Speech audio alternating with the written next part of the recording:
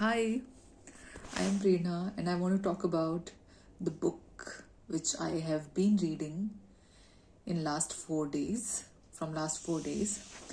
and that book is titled as Crime and Punishment by Dostoevsky.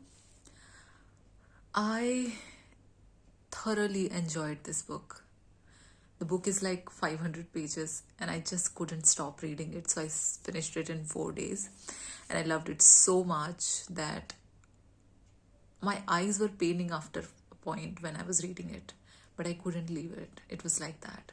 So I thoroughly enjoyed it because the content was very rich, deep, and psychological, which is also my interest area lately. And it was fantastic. It talked about so many human emotions. I never imagined somebody could actually approach the human emotions in such a way. So if we check a emotional chart, which is available online everywhere, like there are so many institutes of psychology or emotional health who have published their own version of emotional emotions, tables of emotions, where they have been titled or they have been particularly mentioned as a part of a human mechanism. So you see these names, like hundreds of them, let's say, or under 100 in many of these tables. You will see many emotions mentioned, and then you actually see in this novel the author has utilized most of these terminologies in the right context, of course.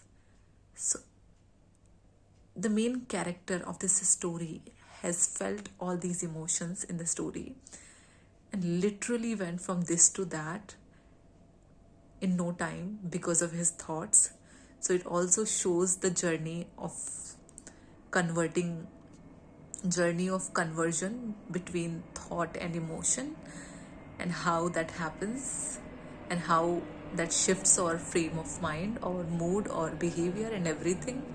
So it actually talks about the complexity of internal human world, where feelings, emotions, and thoughts intersect with each other, and how they communicate and how they make you do what you do in general in life.